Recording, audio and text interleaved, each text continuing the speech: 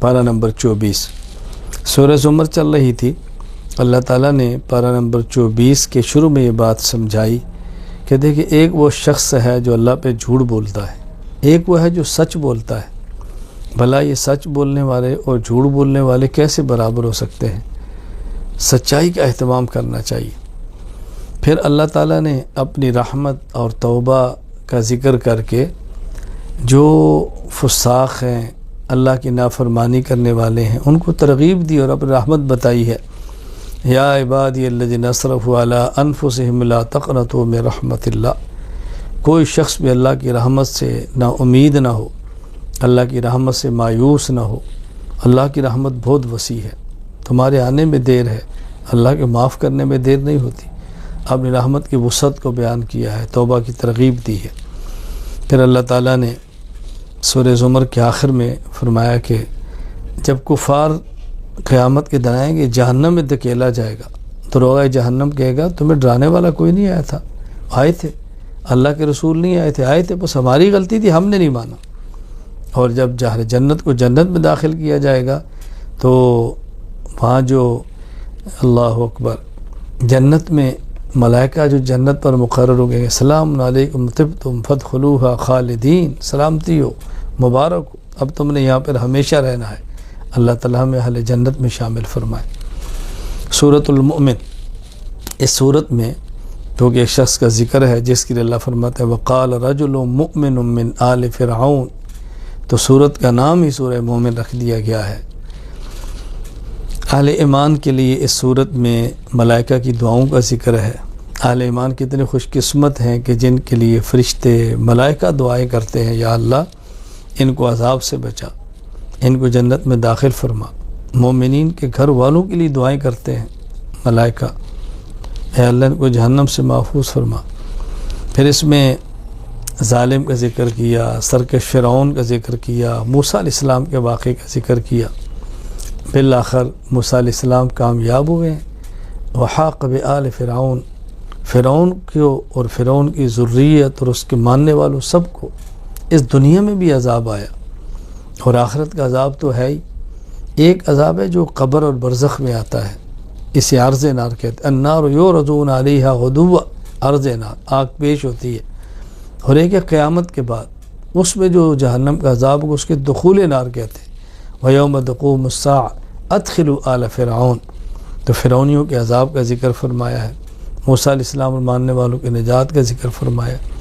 پھر یہاں اللہ تعالیٰ نے وعدہ کیا ہے کہ ہم اپنے نبیوں کی، ان پر ایمان لانے والوں کی مدد اور نصرت کرتے ہیں۔ مدد اور نصرت کا معنی صرف یہ نہیں ہے کہ میدان جنگ میں غالب ہوتے ہیں، حق کا بول بالا ہوتا ہے۔ اگر یہ میدان جنگ میں نہ بھی غالب ہوں تو اللہ ان کا انتقام لیتے ہیں اور کفر کو تباہ کرتے ہیں اور ظالم کو ظلم کی سزا دیتے ہیں۔ تو اللہ تعالیٰ بہرحال اپنے نبیوں کی، رسولوں کی اور اپنے متبعین کی مدد فرماتے ہیں، اللہ کا وعدہ ہے۔ اللہ تعالیٰ نے پھر یہاں سورت کے آخر میں بات سمجھائی ہے کہ دیکھو ایک بات یاد رکھ لو، اللہ تعالیٰ کی سنت ہے، یہ ہمیشہ سے حق غالب آتا ہے، باطل ختم ہوتا ہے، کفر کو کفر کی سزا ملتی ہے، ایمان والوں کو اللہ ایمان کی بنیاد پہ نجات دیتے ہیں۔ یہ اللہ کا قانون ہے جو ہمیشہ رہنا ہے۔ سورہ حامیم سجدہ، سورت کا آغاز حامیم سے ہے۔ یہ حروف مقطعات ہیں، مقطعاتن کی جمع ہے، قطعن سے ہے جس کا معنی کاٹنا۔ حامیم الگ الگ پڑھا جاتا ہے، اس لیے ان کو حروف مقطعات کہتے ہیں۔ اور اس میں جو کہ سجدہ بھی ہے، اس لیے سورت کا نام ہی حامیم سجدہ ہے۔ اللہ تعالیٰ نے اپنے پیغمبر سے فرمایا ہے کہ آپ اپنا تعارف کرائیں، آپ اپنی بات سمجھائیں کہ میں تم سے مطالبے نہیں کرتا، میں ایک بشر ہوں، انسان ہوں، تمہیں سمجھانے کے لیے آیا ہوں۔ نبی بشروں میں سے ایک بشر ہوتا ہے، انسانوں میں سے انسان ہوتا ہے، لیکن باکمال انسان ہوتا ہے، بشر اکمل ہوتا ہے، انسان کامل ہوتا ہے۔ اللہ تعالیٰ اس کو نبوت کا تاج پہنا کر لوگوں کی طرف بھیجتے ہیں۔ پھر اللہ تعالیٰ نے جو پہلے قومیں گزری ہیں ان کے انجام بد کا ذکر کیا ہے کہ جو پہلے قومیں تھی، قوم عاد ہے، قوم سمود ہے، قوم موسیٰ ہے، وہ پیغمبر پر ایمان نہیں لائے، نبیوں پر استاتی رہیں، بالآخر برباد ہو گئی۔ اور اگر تم ایسے کرو گے تو تم بھی ہلاک اور برباد ہوگے، تمہارے ساتھ بھی یہ معاملہ ہوگا۔ تو یوں اللہ تعالیٰ نے سورت میں یہ بات سمجھائی ہے۔ ہمیں بھی چاہیے کہ ہم حق والوں کا ساتھ دیں اور اہل باطل سے دور رہیں۔ پھر اللہ کریم نے اس بات کا اہتمام فرمایا ہے آخر میں کہ مومنین کا ذکر فرمایا۔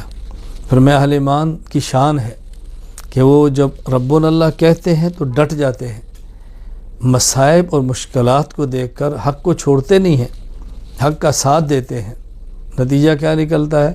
اللہ کے مہمان بنتے ہیں، اللہ کی رحمتیں نازل ہوتی ہیں، اللہ پھر ان کو حزن و غموں سے محفوظ فرما لیتے ہیں۔ اور اللہ تعالی نے مومن کی شان کیا بیان فرمائی ہے؟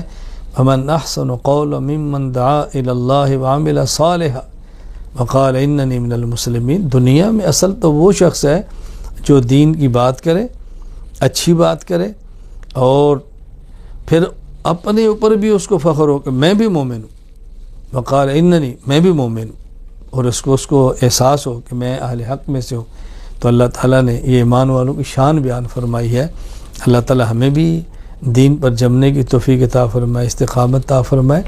استقامت کا ایک مفہوم کیا ہے کہ مصائب کے باوجود بھی ڈٹے رہیں، اور استقامت کا ایک مفہوم کیا ہے؟ ہر حال میں دین کے اوپر رہیں، خوشی ہو غمی ہو، ہر حال کے اوپر دین کے اوپر رہیں۔